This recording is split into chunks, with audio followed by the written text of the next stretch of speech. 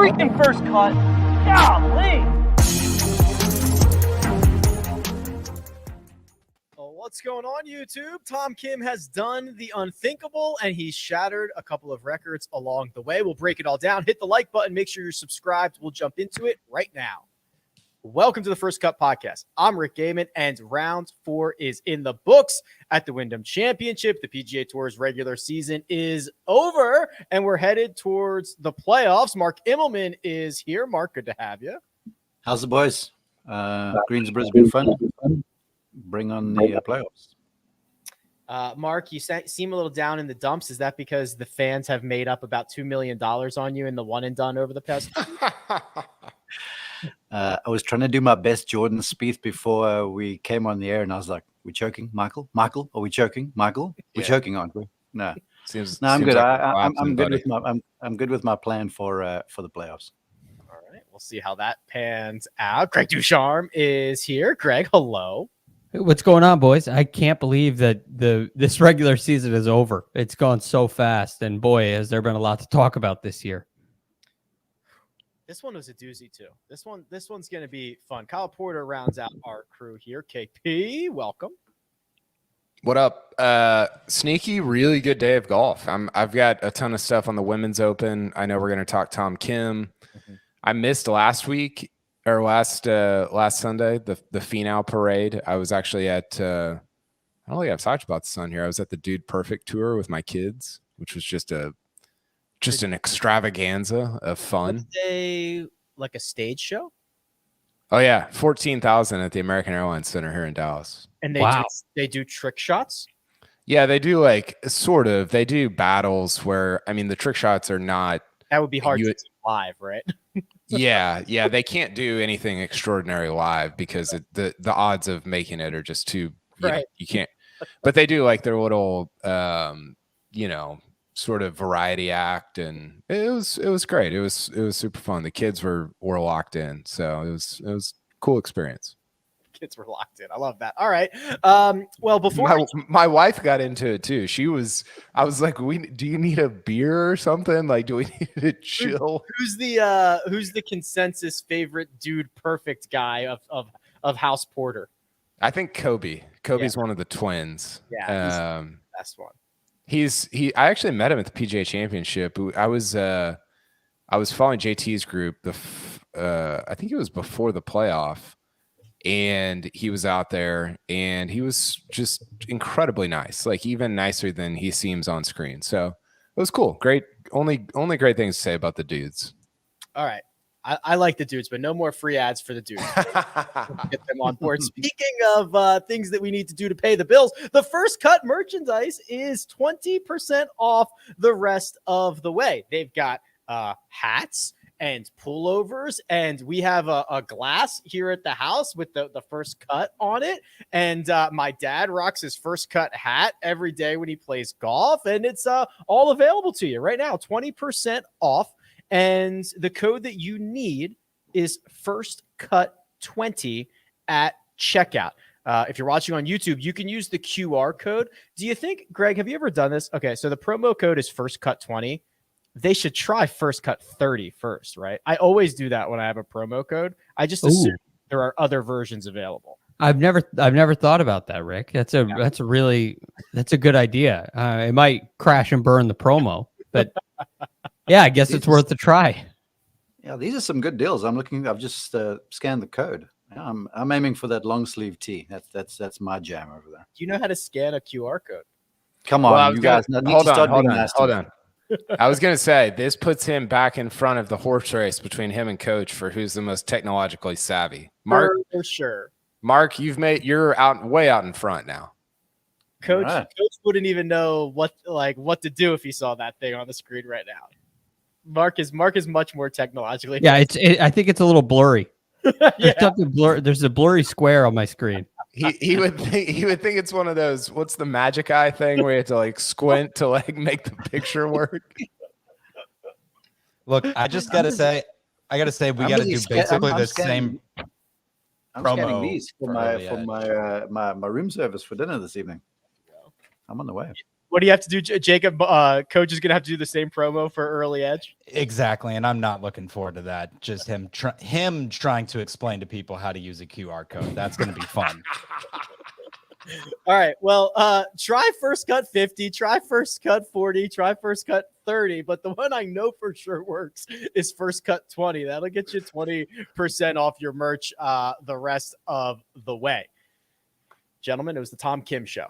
And let's just zoom out a little bit. We don't even have to talk about Sunday yet. We don't have to talk about his first hole of the event yet. But Mark, Tom Kim accepted special temporary membership status a couple of weeks ago. He needed to earn enough points to get his tour card for next year. And the only way that he was going to get access to the FedExCup playoffs that start next week was to go out and win.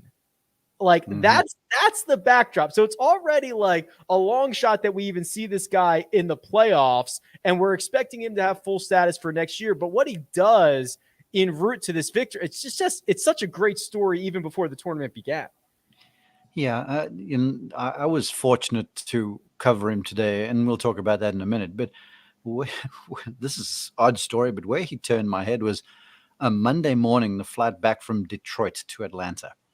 We're on the same plane there, and it's one of those rides where you don't fly, you essentially bounce to wherever you're going because the turbulence was so bad.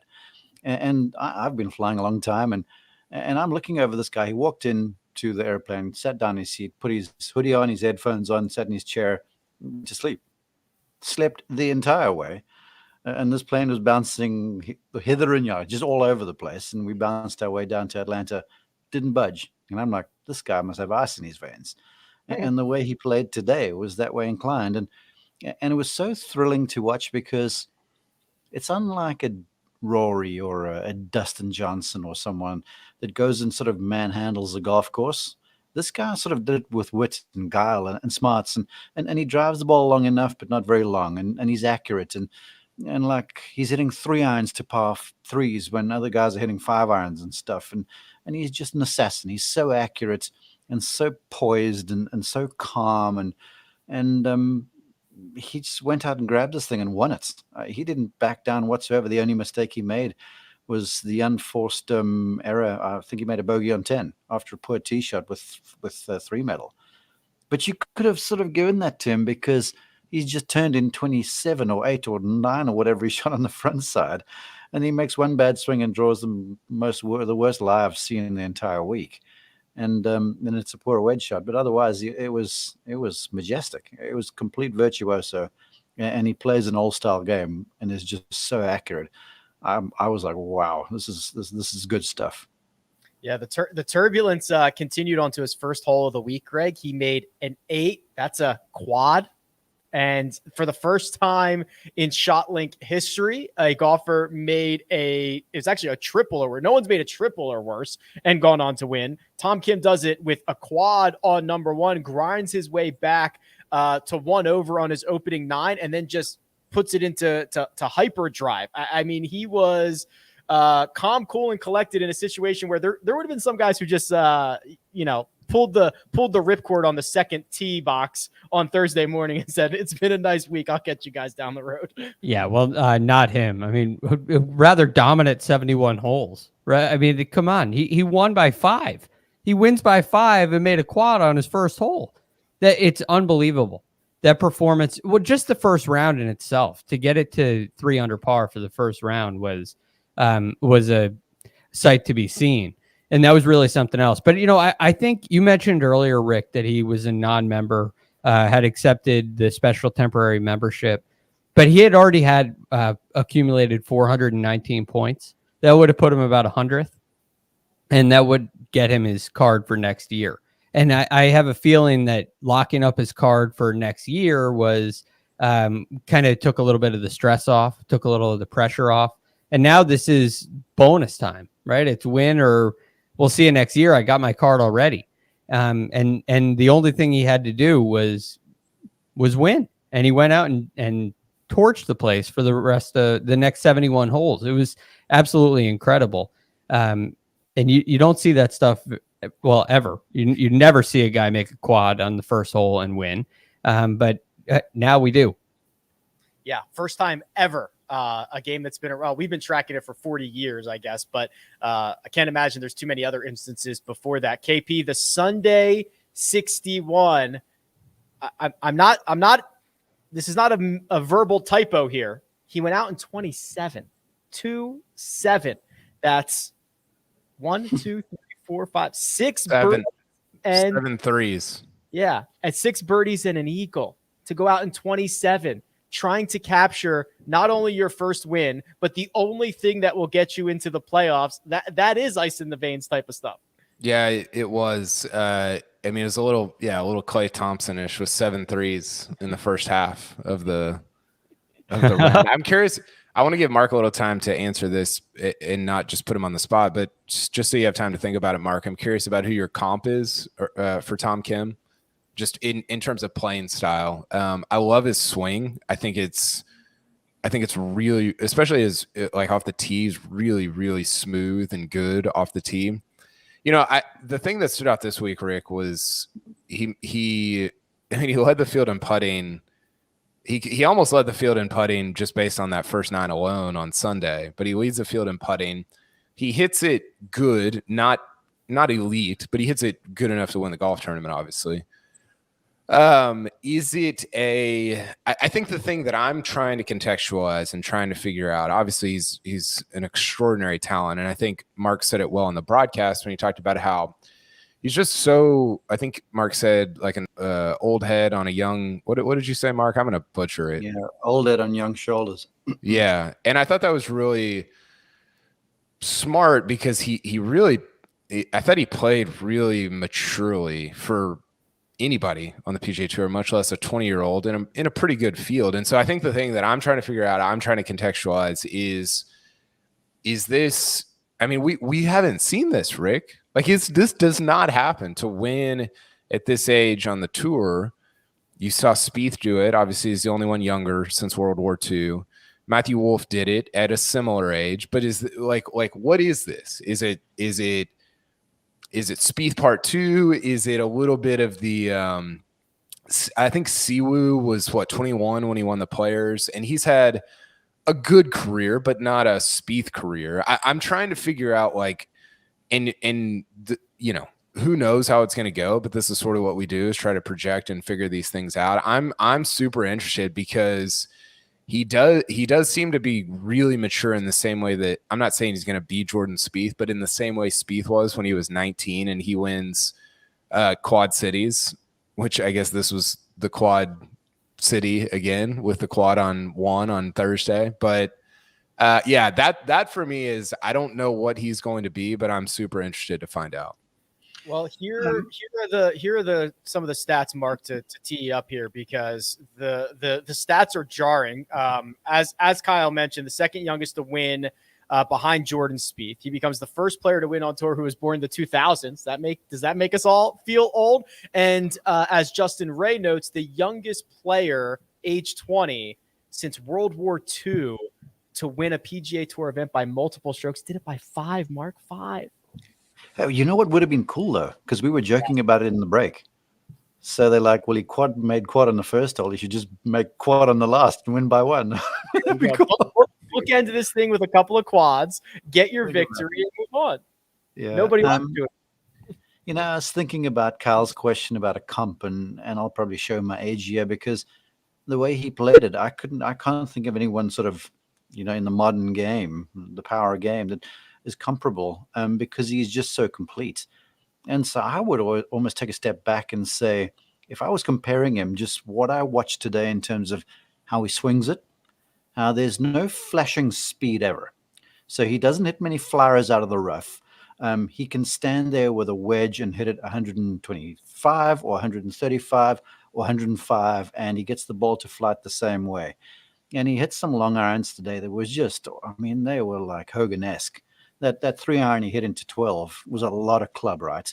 And he just took something off it and caressed the thing up there to about 6 feet off the back of the green. So I would say, as I was comparing to Kyle's question, I'd almost go and nod to Nick Faldo, because Felder had such a fundamentally sound golf swing, and he was so balanced. And I don't use the word complete very much, but Felder was a wonderful driver of the golf ball, accurate. He was a tremendous iron player. He made the right decision all of the time. He never did anything rash, but when he was in position, Nick would finish. If it was a Ryder Cup putt to win, or if it was a putt to win a major championship, Nick Felder would finish. And I watched a guy finish today, and I watched a guy who, under pressure, I was never concerned if he drove the ball in the rough, he was going to hit this jet that came out there and just tumbled over the back of the green and got stuffed. He sort of approaches the hole. And then when he hit that 3-iron off an upslope into 15, the par 5, I mean, this thing was on the button. And it was right where I said to Nance, I'm like, you can't see the flag, but on the edge of our TV tower, about 222, that covers the bunker. And this thing took off on the edge of the tower, landed in the heart of the green, curved in there, and Appy Barnrat comes up to him and sort of gives him a fist bump, as if to say, dude, that was legit. And so I would say modern day players, I'd have to think a whole lot more, but he sort of looked like Felder to me, just the way he went about things. Yeah, I think that's super interesting, and it begs two questions. One, can Tom Kim, as he grows, I mean, he's 20, just turned 20. He was 19 2 months ago. Can he gain speed and distance and all the things that are needed for the modern game? And then the second question is, can you compete not at the Wyndham Championship, but at the Masters, at LACC, at the PGA Championship with a Faudo-esque game? It's a Faudo is maybe the greatest Euro player of all time. I think it's him and Seve, and modern wise, you throw Rory in there probably, but it was a different game when he was playing in the late 80s, early 90s, mid 90s. And I hope that somebody like Tom Kim can compete in those championships, because I think that I don't want the game of golf to be reduced to just like who can hit it the farthest, right? I think the touch that Mark's talking about is more fun to watch for me. And so I don't know. I'm curious to see like how that progresses as he gets older. Yeah, one more thing, and then I'll let Greg have a go here. He competed at a very firm, fast Scottish Open. So if he gets conditions like that, I feel like he can. So if you get an LACC, which is likely to play firm, the ball's going to get on the ground, that's going to be right up his alley. And if he gets a place that tumbles some, which we know Augusta National can, if it stays dry, then I can see him competing there, because like the examination this week was to play from the fairway and to on wide lines on Donald Ross, Alistair McKenzie type courses, CB McDonald. You take wide lines and you drip the ball around the hole. And these greens were immaculate, but dangerous. And if you were putting well, they were like, it was heavenly. And if you were putting poorly, it was like punishment, because they were so, you have to trust these lines that are wide. You can't go ripping the ball at the hole. And that's, to me, sounds like Augusta National. So look, he's still young, man. He's 20. Let's remember Sungjae Im is 24 or 5, I think, too. I mean, he's still a pup. So, right now, I think the future's bright. We'll just see how the whole thing plays out. I think so too. And I think there are two really strong parallels and examples. Maybe not exact, but I think in the game today, you have Colin Morikawa, who's competing in major championships regularly, who doesn't hit it all that far. And I was reminded this week of what Morikawa did at the 3M when Matt Wolff won. Morikawa came in 4th or tied 4th or something like that. But he was so cool under the heat. His tempo never changed. He relied on his iron play. And I saw a lot out of that. I saw a lot of that in Tom Kim this week. Now, I don't think he's the iron player Morikawa is, but I mean, maybe he can be. He's had some flashes so far this year where he's been elite, and he's been very good. I mean, he's gained over 6 shots before approaching the green for a week. He's had some more losses than Morikawa did when he first came out, but also the accuracy is something that really stands out to me. So far this year on tour, he's hit 72% of his fairways. And I think in the modern game, if you don't hit it really far, you have to be really accurate, and you have to be a good long iron player. And he showed us this week he's both of those things. So the other guy that I would draw a parallel to in the modern game would be Patrick Cantlay. where I can't lay. It seems like he has a little more in the tank distance wise. Well, Morikawa but- does too. I wanted to say this. It's a beautiful comparison, but Colin can move it. He doesn't look like he is, but the ball gets on the ground and goes. And so, I mean, if I've called them both, I would say Morikawa was probably a half a club longer, maybe a club, and certainly he's got a bit more on the, off the tee. Yeah, and maybe that's enough to be a difference, right? A 3-iron versus a 4-iron that might make a difference in a major championship. But I think those two guys are examples of players who can compete at the highest level that don't rely on just bombing it, even though they're long by all accounts. They're not relying on just bombing it. They rely on other skill sets heavily. And I think Tom Kim has that potential. I think real quick, two things, Rick. One, winning at 20 is really incredible, and I think there's something to that. I don't know what that something is going to end up being, but you know it. I mean, and we saw Akshay win a Korn Ferry event earlier this year. This was this was not the Memorial, but it was a good field, right? And it had Zalatoris and it had Cantlay and it had guys that are really good players. It's crazy that Tom Kim won before Zalatoris, by the way. But so I think that's really meaningful. But I also want to, I think, pump the brakes not with you guys, but just broadly of like it's also not just him boat racing the field with tee to green play that we've never seen before. His tee to green play was good. It was fine.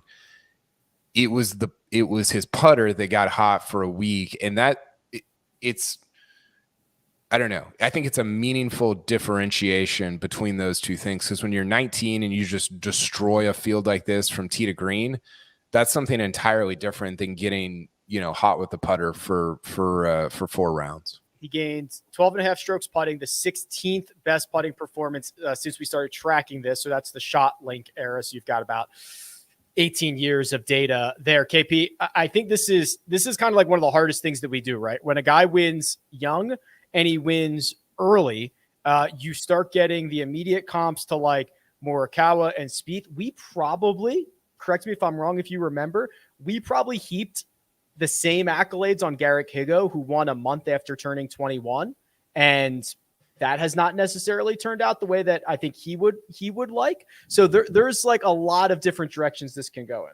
Well, I think Higgo is an interesting comp because if you remember, like, and this is, I think I said this in the moment. Hopefully I did. You can check the tapes, but he statistically shouldn't have won that golf tournament, right? You had like 2 or 3 guys kick it away. And so it was great for him, but it was also a little bit unfair of like, yo, dude, you've won 3 of 5 events. I think he won 2 on the European Tour.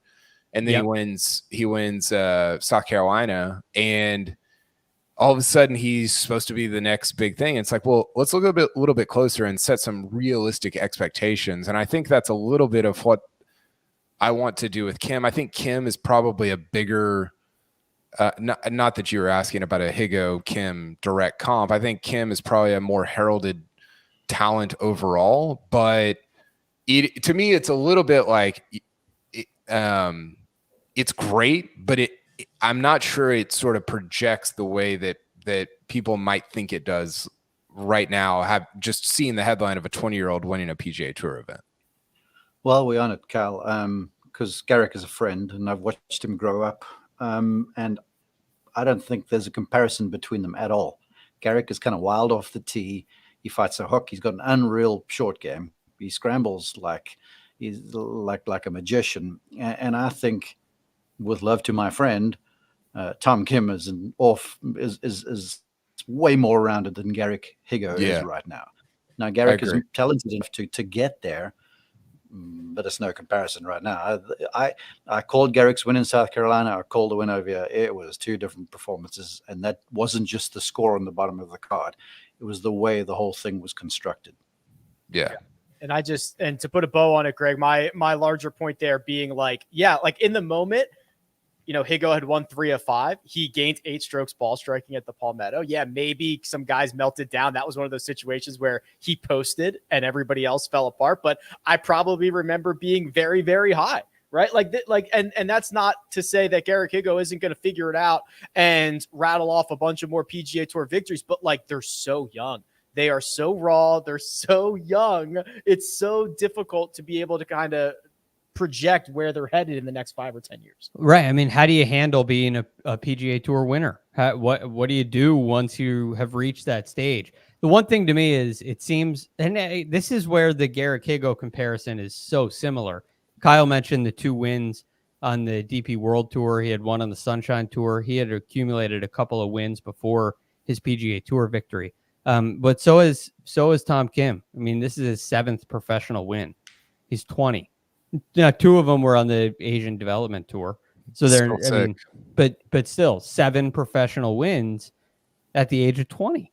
And I think there's something to that more often than there's not. So I know Garrick Higgo is a good comp and it hasn't worked out yet. But I think when you look at the broader strokes, this is a pretty special talent. Yeah. Tom Kim, congratulations. You're a PGA Tour winner, 15 starts into your PGA Tour career. You will indeed tee it up next week in the playoffs. I'm talking to him like he listens. Could you imagine if he was tuning in right now? Like, I'll check out the First Cut pod. Rick will congratulate me. And then we'll jump in the chat if you are. Tom, let us know if you want to pop in. We'll send you the link.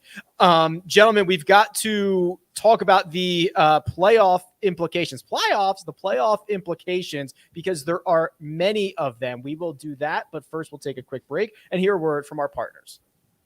And we're back. The FedExCup playoff field is set. 125 in. Mark, maybe 128. Well, that is very true. Maybe 120. Yeah. We will hear word on the Live boys seemingly any day to see if they will be playing in Memphis. But 125 on our list right now. And we were following all week long who's going to be the 125th guy, who's going to be 124, all this stuff. Well, the Tom Kim win, because he was not previously a member, actually knocks out the 125th golfer, in this case, Matt Wallace. Apologies. You are on the outside looking in because Tom Kim will be playing next week. Hey, Jacob, who got in the 125th spot? Jacob. Ricky Fowler. We only have so many opportunities for that, Mark. Yeah, how about that? Yes, Fowler wasn't playing great. Actually played horribly and missed the cut. And then he ends up making it on the number. I mean, and there were guys that were in and out. And there was a horrid story Friday morning when they came back to finish because we had weather 2 afternoons where Austin Smotherman is finishing on 9, which is the easier of the 2 sides. 8 is a shortish par 4. It's like an iron and a wedge, or 3 wood and a wedge. 9, you had something less than driver off the tee, and you got 9 iron or 8 iron up the hill. Birdie holes, really. And Smotherman finishes 4-6 to miss and essentially knock himself out of the running. And there was Justin Lower today was in again, out again. And there was all sorts of stories, like there always are. But, to be that first guy out for Wallace, I mean, that's got to suck, because he's turned his game around. He told me in Mexico earlier this year that he changed instructors and things were going in the right direction. And, because he was kind of the can't miss guy at one stage after having a few wins in Europe and stuff. And then game fell on hard times, started working in his swing, almost a la Fowler. Garrick Higgo has now changed instructors too. And so then you've got a chance and you can't finish it off. It's rough. It's what makes this event always, for me, so poignant, because you come to this place where they're advertising vacations and everyone's having a grand time.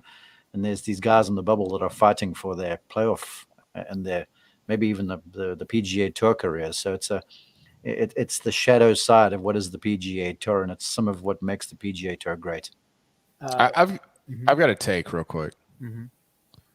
And it's not that hot of a take because the tour is implementing it next year. These guys should not be in the playoffs.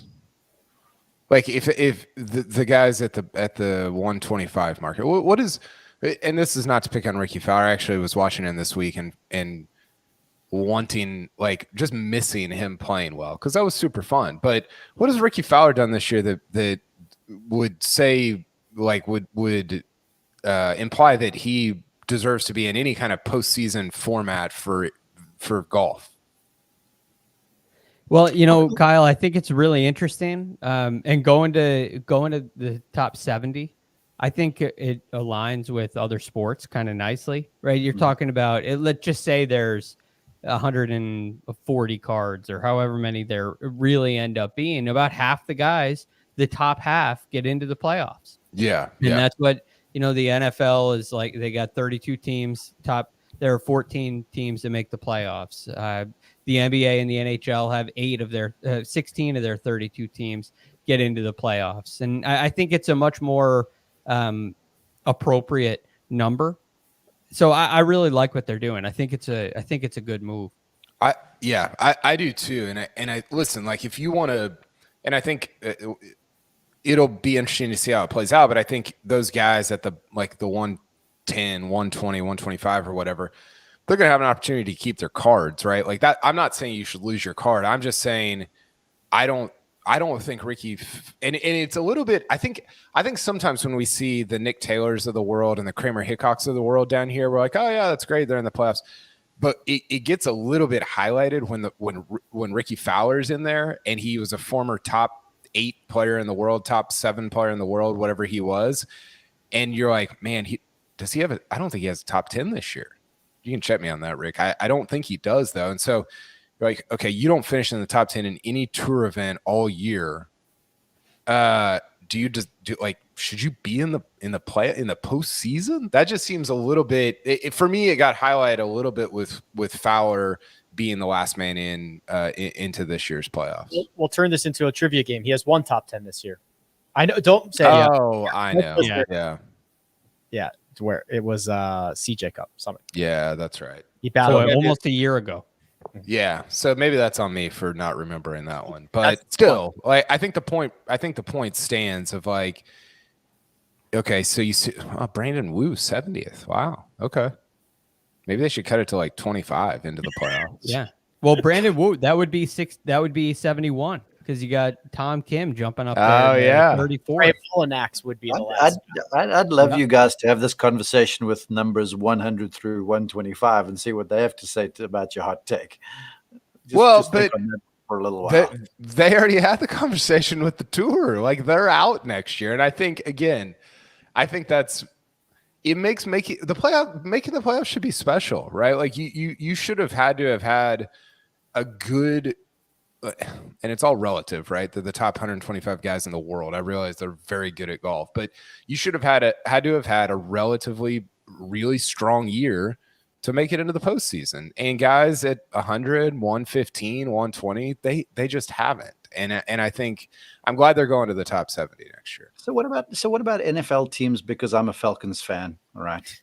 And their year is that the Falcons have snuck into the playoffs with like a barely winning record. I remember the one year the Giants got in on the wild card and end up winning the entire bang shoot. You making comes to other sports, but you see that in the NFL a bunch. You have the teams that are, 12-3 or whatever the record is, and you've got teams that are basically 500 making in the playoffs. Baseball, the same thing. What say you there?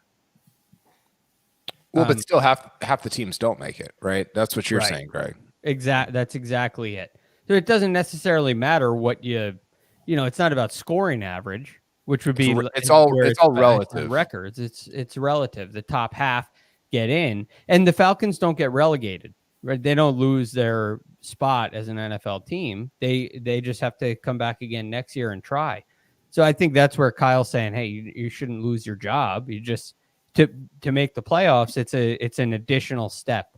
It's like you have to have an exceptional performance to reach the playoffs. And sometimes in the NFL that might be 8-8, but or I guess now it'd be 9-8 or 8-1 or something like that. But you have to beat half the teams. You have to have a better record than half the teams. And I think that's a fair aspect. I think it's crucial. And I like the fact that they've shortened the FedEx Cup season starting in January. Those events become more important. Each and every one of them for even for really big names. I thought you meant shortening it to 3 playoff events, Greg. Sorry. I like that too. Yeah. I love So you do guys, I. but I can't go here. And there are about 250 card members of the tour anyway. So, but you go where you're going. I can't be there. Sorry. Look, it's to me, it's nothing against the guys that are 100 to 125, but to have a chance to win the FedEx Cup, I'd like that. I like the aspect that once you get into the playoffs, you have a realistic chance of winning the championship. And that's what you do see in the NFL. Again, it's so hard to compare these other sports, but the postseason, it's an accomplishment to get there. And then from there, everybody who's in has a chance to win the championship. So I think by shrinking that down, you highlight both of those things. The guys that are in 70th are a lot closer to, making a move in those first two playoff events and getting up there and having a real chance to win. Yet at the same time, they're very worthy of that spot. And it's not just keeping your card. So I like that little gap there where the postseason doesn't mean you're just keeping your job, but it's an exceptional performance. Ricky Fowler in on the number. Couple other notables. Zalatoris actually dropped a spot, got leapfrogged by Sungjae Im. So Sungjae's up to 10. Zalatoris down to 12. Sungjae gets a little bit of that Comcast business bonus. and Money. cash money. I don't know what 10th pays, but he got a little extra for that. Do we have it? Oh, do we know how much 10th pays, Jacob, in the Comcast? I could try Googling, see if that helps. All right, we'll find out. While we do that, there was other great golf. Kyle, you alluded to this earlier in the show. The Women's British Open. How about this? A playoff. We got playoffs. Thank you. On the playoffs. On the PGA Tour, we've got an actual playoff at the Women's British Open. Ashley Buhai gets it done. 4 playoff holes. I know you were locked in on this one. I was locked in. I watched the entire, most of the back nine and the entire playoff. And there was a lot going on. I don't follow women's golf super closely. I mean, we kind of do the majors and don't really extend a lot outside of that. So I was like, okay, who's I can't even say her last name, but Ashley, how did you say it? Buhai? I believe Mark, she's South African, right? Buhai? Yeah. Yeah, I've known her since she was like, yeah, Buhai. So I went in thinking like, okay, is this like a mega Cinderella story? Is this just from out of nowhere? And the reality is that it's not. She was ranked 84th in the world. She's at one point was the youngest ladies European Tour winner ever. I think at 18. Mark, correct me if I'm wrong. She was a stud coming up in South Africa. Her pro career has been good, but not amazing. She only had one top 10 at a major, but she's played in 43 of them. I mean, she's played in a lot of major championships over the course of his career, or of her career. And so when she makes triple on 15 to fall back into a tie for first with NG Chun, who she eventually went to a playoff with. And it was kind of devastating to watch. Cause I mean, how many times have we seen this at majors and at opens, especially where the wheels just come off and it starts just kind of coming apart down the stretch. She hung in, she parred the last 3 to get into the playoff. They split the first 3 playoff holes. And then on the 4th playoff hole, she hits this insane bunker shot on 18 to make par. And NG Chun left her par bid short on 18 that would have sent them to a 5th playoff hole. Probably would have gone to Monday because it was extremely dark there. But the part for me that was so cool was you get to the end and this woman who's had, like a solid pro career, but nothing special, nothing amazing, no major wins, very little major contention. You can almost see it come across her face of trying to just take in or contextualize or sort of just understand what she had just done. And that to me is what I love the majors for that reason. Men's side, women's side, whatever. And to do it at Muirfield where, Ernie Els won in 2002, Gary Player won in 1959. There just that moment where she makes the final putt, she pulls her hat down and she just, you can just see it written all over her face, how special that was, and how it was almost hard to, and she said this afterwards, like, it'll hit me 3 days from now or 5 days from now or whatever. It was almost hard for her to contemplate what she had just done. And all major wins are life-changing, but they're not equally life-changing. That one was more life-changing than, Brooks Koepka winning for a 4th time or Rory winning for a 5th time or whatever. And so that to me was just a really special part of the day. May I add, Rick? Please. I've known her for a long time, and I sent her a text before we went on the show, and I was like, I'm so happy for you. I'm so proud of you. And then I said something to the effect of, you're always destined for greatness.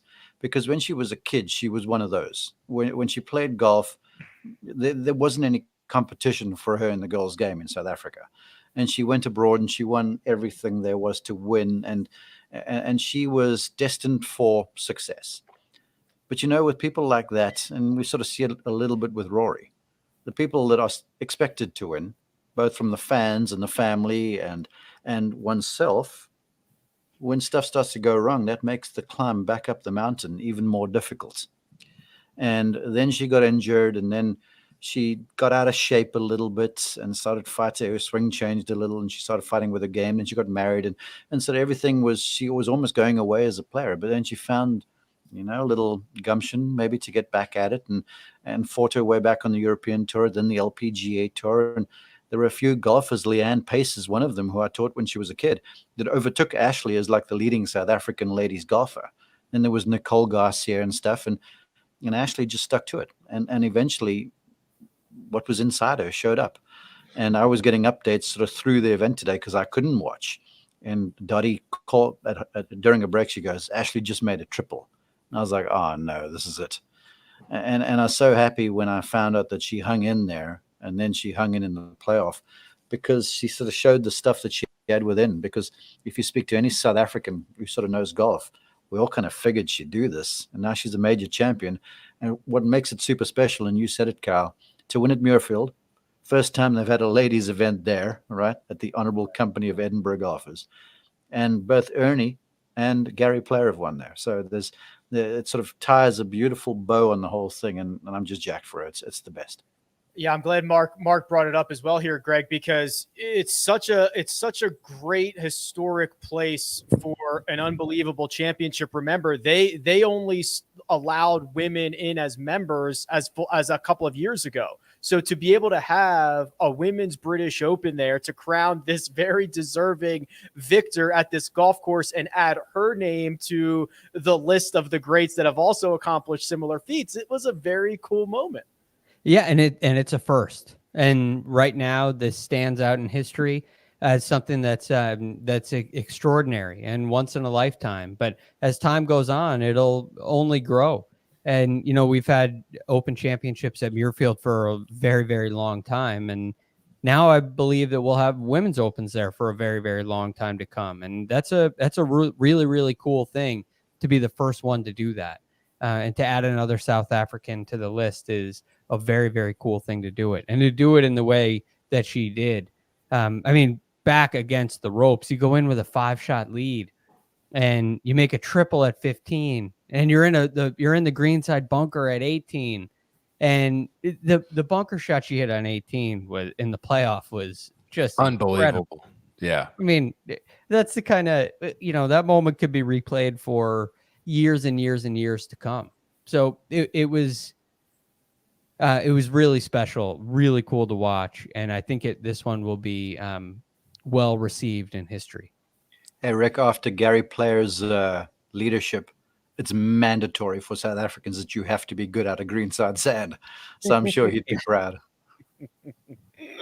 Awesome stuff. Yeah, I was actually just watching the clip on Twitter again, and I could watch it 1,000 more times. Great stuff there.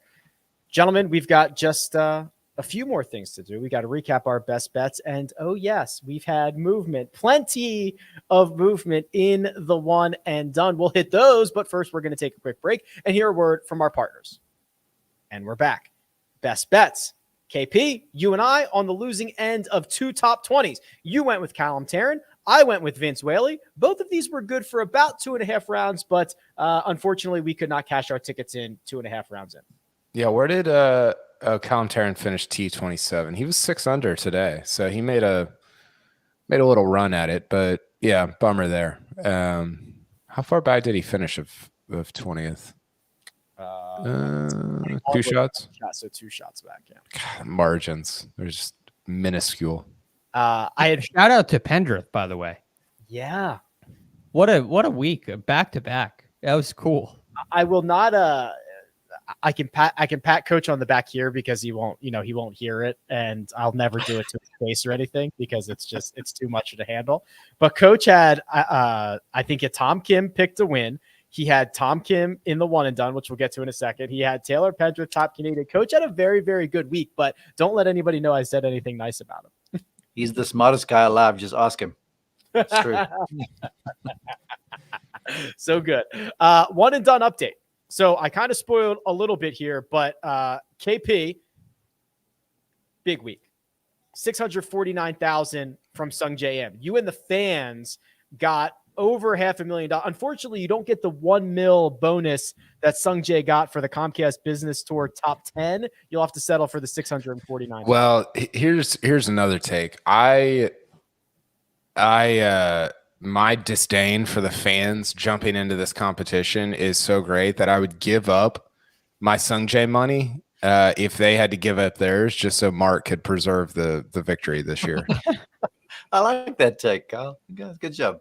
Why am I in last, by the way? What is this? Did I pick Sungjae like 2 other times before, or is this just a typo? I think we got to we just have to you're not. It's the numbers are right. The order is wrong. So we need to just refresh the order of it. Yeah, all you got to do is flip UNC. Yeah. Okay.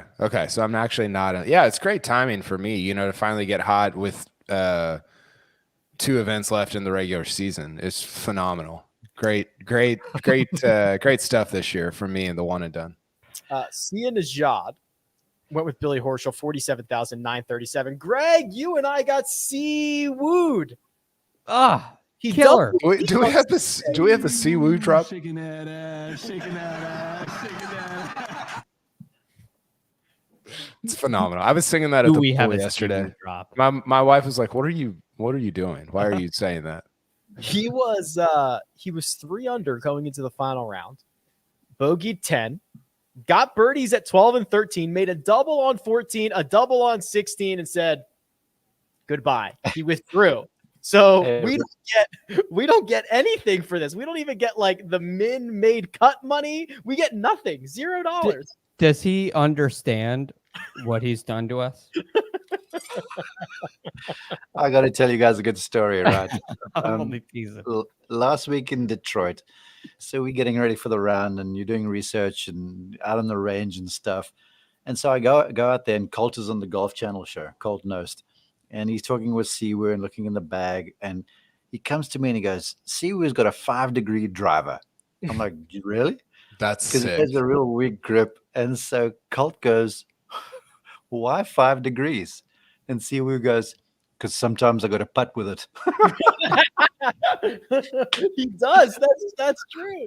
He did it at Augusta. He breaks gloves so often. Sometimes I got to putt with it. So good. That's a great story.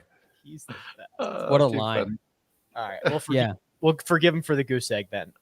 That's you and I, Greg. Coach, as mentioned, the full Monty, 1.3 million as the lone wolf, with Tom Kim vaulting the coach to 8.6 million. Jacob, he's hot on your heels.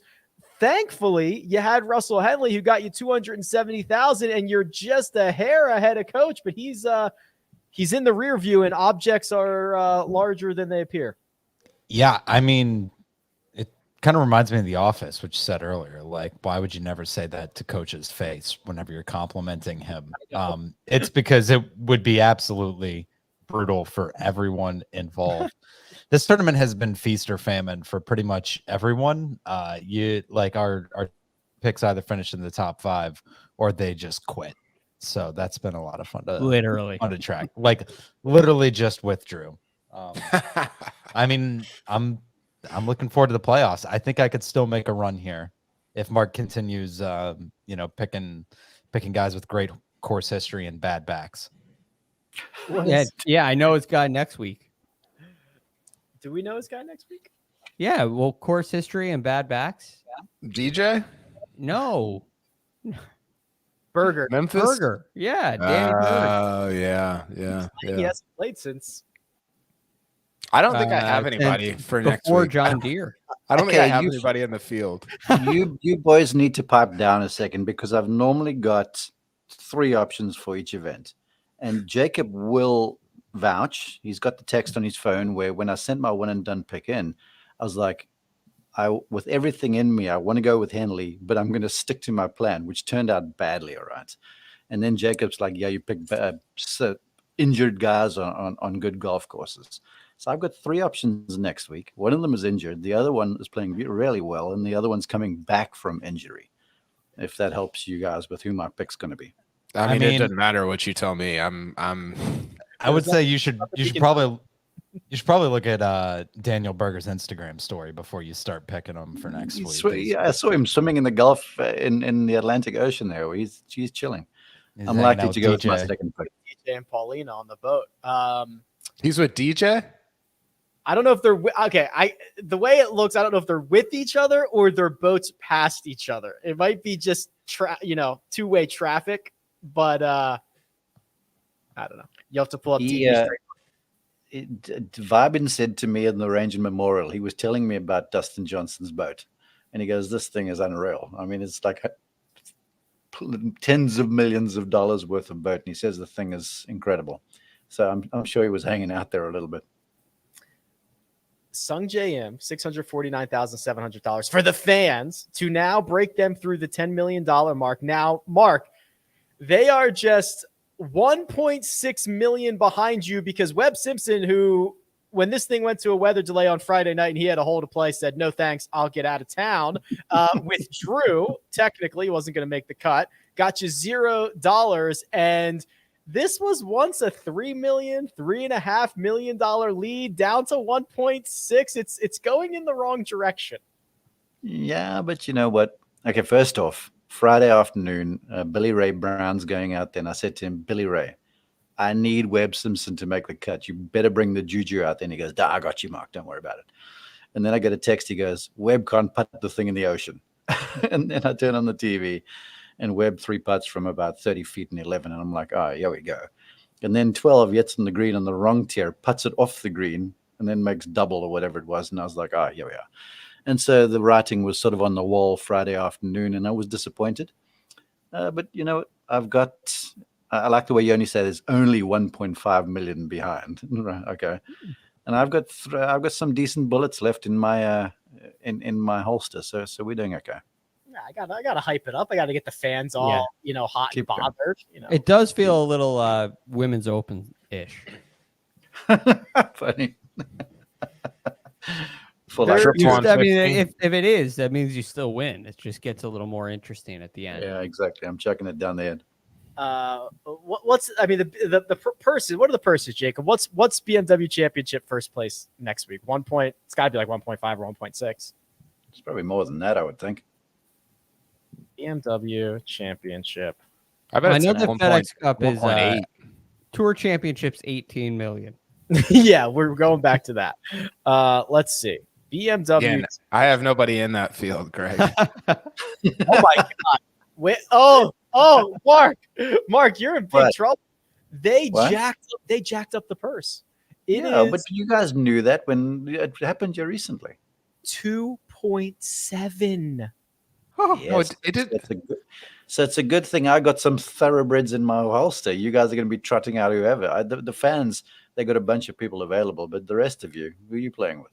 So do we double the BMW Championship purse for the Tour Championship? Do we just move the goalpost now? Like I know we have always said, I know.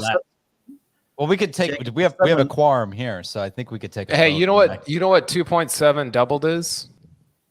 LIV. Oh well, we got to do it now. So hold on. So next week, FedEx St. Jude 2.7, BMW Championship 2.7. We have the Tour Championship has to be more than that. Coach is the commissioner. He gets to decide. And Jacob, you know what? I've got respect for you, but when you start doing this sort of stuff, I start getting somewhat. Aren't they pretty much the same purses? Which are? The St. Jude and then BMW. Yeah, they're like the exact. Yes. So we double. Which one do we double? We double. Sticking with double in Memphis, right, for the Tour Championship. Well, that's what we had. That's what. Yeah, we had. that's great. That's Okay. That's fine. Yeah. That makes sense All right. because it's FedEx. There you go. Yeah, that's what we. There you that go. that was the plan all along. Okay. Wow. All right. Check with the commissioner first. You got to. He's in a good mood tonight. We probably get anything passed at this point. You get anything we want passed if we need it. Coach is like Rory. He's a player commissioner. Yeah. He's here to please the players. It's like Jackie Moon. Player coach commish. Yeah, player, coach, owner, commish. He would probably put on similar promotions too. It's free gerbil night. The first cut one and done. That sounds like Coach's wheelhouse right there. Free gerbil night. Corn dogs, coach. Corn dogs. Oh god, I gotta watch that now. All right, gents, we're headed to the playoffs. Any final thoughts before we get out of here on the Wyndham Championship? Tom Kim was not alive for the Justin Leonard putt at Brookline, which is tough even for me as a 37-year-old to swallow. That's a good one. He wasn't alive. Yeah, I know. He wasn't alive for the Tiger Slam. He was not born when Tiger won 4 in a row. He was not worried that his devices wouldn't work during Y2K. He wasn't even born yet. It's Oh, unbelievable. that's why he's so relaxed. I was gonna say that's why he's great on planes. He's never considered otherwise. Jacob, Tom Kim did show up, and he thanks us for the kind words. Pull up this comment here. Tom Kim, yes, so he does listen after he wins. Thank you, Tom. Congratulations on your win. Big See that? win. I knew I it. can't. That's not real. No, it's not real. Kyle. Even I know that, man. Come on. They get it. There's Tiger Woods has been in the chat before. It could be real. Actually, That's it a could live be. bot. That's one of those live bots. There are thousands of them floating around right now. Tom Kim is definitely like the best chance of someone who would listen to this show. He's 20. It's on YouTube. The YouTube. There's a chance. He's probably watching Dude Perfect right now. He's Well, I just think, he's saying now the latest comment kind of. he's planning on increasing his club head speed, and he's going north of 180 miles an hour soon. That's him. So good. All right, gents. A lot of fun. 10 shots putting next week. You heard it here first. 10 shots, not strokes, but shots. Right. From Tom himself. DFS preview for the. Okay, so now it's the FedEx St. Jude Championship, formerly the WGC, FedEx St. Jude Invitational, formerly the FedEx St. Jude Classic. Yeah. That's right. Okay. All right, so that Monday, DFS preview, Tuesday, mega preview pod, round by round recaps all the way. Jacob, just hit the playoffs drop one more time before we Hey, Jacob. yeah, that was butchered. But remember when Scotty Scheffler shot 59 at the St. Jude? No, that was at Northern Trust. Boston. Is it I think- Boston Northern Trust. The graphic is going to show he shot 59 at St. Jude. Yeah. Yeah. Such a classic playoff moment. Remember Well, DJ Tiger's- was almost shot at 57 like 2 hours later? Yeah. Well, That Tiger was the won most them. disappointing 60 I've ever seen. Yeah, Tiger's won like 9 events in Mexico. Yeah, exactly. Yeah, he's never been down there, but he won the Mexico Open 9 times. Producer Jacob does all the hard work behind the scenes. Mark Immelman is available at Mark_Immelman. Greg DuCharme at The Real GFD, and Kyle Porter at Kyle Porter CBS. You can find me at Rick Run Good. This has been The First Cut. We'll catch you next time.